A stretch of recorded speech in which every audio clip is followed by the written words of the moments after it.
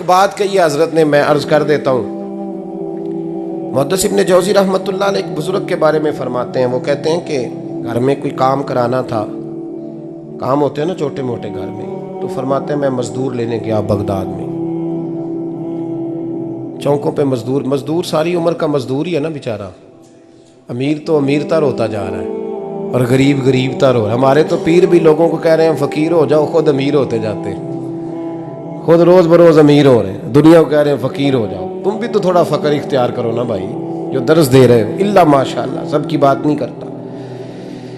फरमाते हैं कि मैं ना मजदूर लेने गया, बगदाद के चौक में मजदूर बैठे होते थे, तो मेरी उन मजदूरों में से ना एक नौजवान बच्चे पे नजर पड़ी। बड़ा कमज़ोर सा वजूद था, लेकिन चेहरे पर इबादत का निशान था। माथा बताता था कि नमाज का बड़ा ख्याल रखता है। मैं उसके करीब गया। चेहरे भी बड़ा कुछ बताते हैं ना, चेहरों में भी बड़ी रानाई होती है। फरमाते हैं मैं करीब गया, मैंने उसको कहा बेटे मजदूरी करोगे? तो कहने लगा मजदूरों में बैठा हूँ तो ज़रूर मजदूरी के लिए ही तो बैठा हूँ। तो मैंने कहा कि चलो फिर। कहने लगा नहीं, मेरी कुछ शर्तें। मैंने कहा बताओ? कहने लगा पहली शर्त यह है कि लोग 4 दिनार दिहाड़ी लेते हैं, मैं 3 दिनार लूँगा। मैंने कहा यार भाई तो बड़ी बेहतरीन है, बाकी भी इस तरह की रख ले। उसने कहा हुजूर दूसरी शर्त यह है कि मैं आपकी मुकम्मल बात मानूंगा, लेकिन जब अजान हो जाएगी फिर आपकी नहीं सुनूंगा। तीसरी बात उसने ये की कि हुजूर मैं आपके घर में काम करूंगा पर आपके किसी सवाल का जवाब नहीं दूंगा। कहते मैंने कहा यार तू बड़ा अजीब है, शर्तें तो मालिकों की होती हैं। कहने लगा जी बहरहाल मैं शर्तें लगा के जाता हूँ। फरमाते हैं मैं उसे घर ले आया, काम मैंने उसको बताया, तो जो काम मजदूर सारे दिन में करता है ना, उसने 2 घंटे में ही कर दिया। हमारे मजदूर सिगरेट पीने में भी तो आधा घंटा लगाते हैं, वो चाय पीने जाएं तो पौना घंटा। वहाँ उनको भी तो दयानतदारी करनी चाहिए कि नहीं करनी चाहिए? ने मुआहदा किया है ना जी, तो पूरा उतरना चाहिए ना। कहते 2 घंटे में। अब काम जब बंदा शुरू कराता है तो काम और निकल आता है। कहते काम मैंने उसको और बता दिया, वो करने लगा। उसने मिट्टी निकाल के रखी थी बाहर रास्ते में, तो अजान हो गई जोर की। उसने वहीं कुदाल छोड़ी कही और चलने लगा। तो मेरा बेटा कहने लगा इसको जरा बराबर कर दो। कहने लगे चुप कर जा, तेरे बाप से बात हुई थी, जब अजान होती है तो मैं किसी और की नहीं सुनता, सिर्फ अल्लाह रसूल की सुनता हूँ।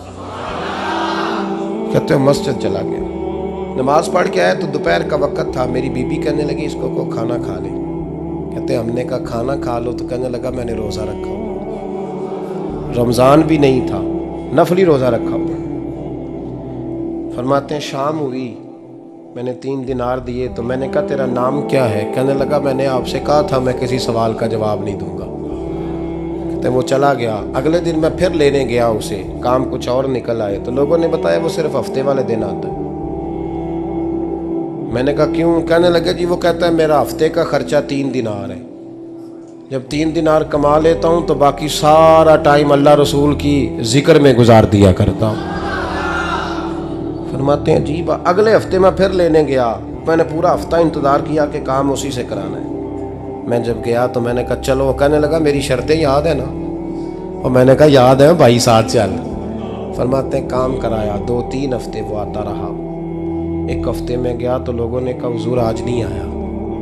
क्यों? कहने लगे बीमार हो गए। कहाँ घर है? कहने लगे बगदाद के कब्रिस्तान के पीछे जो कच्ची आबादी है उसमें रहता है। फरमाते मैं गया, दरवाजे पे दस्तक दी तो कहने लगा हुजूर आप हैं? दरवाज़ा खुला है, आ जाइए। फरमाते मैं अंदर गया तो मैंने कहा तुम्हें कैसे पता चला मैं आया हूँ? कहने लगा हुजूर अल्लाह वाले हो, आप नहीं आना था, वरना अमीर तो गरीबों का पता लेने कोई नहीं आते। कहते मैं करीब गया तो कहने लगा मैं आपका इंतज़ार कर रहा था, तेज़ बुखार है, तप रहा। जेब से कुछ पैसे निकाले, कहने लगा ये पैसे रखने। एक अंगूठी निकाली, कहने लगा हुजूर आज रात को मेरा इंतकाल हो जाएगा, इन पैसों का कफन खरीद के सुबह जनाजा पढ़ के मुझे दफन कर देना, और जब दफन करो तो ये अंगूठी लेके असर के बाद हारून रशीद के पास जाना। आप उसे कहना मैंने मिलना है, पर वो आपको टाइम नहीं देगा। आप उसको आवाज़ दीजिएगा कि तेरी एक अमानत है मेरे पास, फिर वो आपसे मिलेगा तो अंगूठी दे दें, फिर आप मेरी तरफ से फारिग हैं। हज़रत फरमाने लगे तेरा नाम? और कहने लगा हुजूर वक़्त थोड़ा है,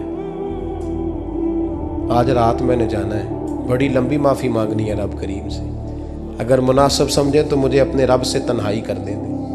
फरमाते हैं मैं आ गया, पर उसकी बातों ने मुझे सारी रात सोने नहीं दिया। फरमाते हैं सुबह बड़ी मुश्किल से सूरज निकला, मैं गया, दरवाजे पे हाथ रखा तो दरवाज़ा खुला हुआ था। अंदर दाखिल हुआ तो खुशबुएं मेरा इस्तकबाल कर रही थी। जब चेहरे से कपड़ा हटाया तो उसका तो इंतकाल हो चुका, इंतकाल हो चुका, ऐसे जैसे किसी का दीदार करके सोया। कहते मैं तो 2 आदमी ले गया था जनाजे पे, पर पता नहीं दुनिया किधर किधर से आई, कहाँ कहाँ से। अखां जदों मीटियां जमाना मैनू रोवेगा, अपना ते अपना बेगाना मैनू रोवेगा। फरमाते हैं मैं तो 2 बंदे ले गया था, पर पता नहीं मखलूक कहाँ कहाँ से आई। जनाजा पड़ा, दफन किया। हारून रशीद के पास में असर के बाद गया, मैंने बुलाना चाहा पर बादशाह था, मेरी तरफ देखा ही नहीं। मैंने उसको कहा तेरी ये अमानत मेरे पास है। फरमाते हैं वो मुझे कोने पे ले गया, क्या बात है, कमरे में बुलाया, मैंने अंगूठी दी। हारून रशीद तो चीखे मारने लगा, कहने लगा अंगूठी वाला कहाँ है? मैंने कहा वो तो इंतकाल कर गया। कहने लगा मुझे कब्र पे ले चल।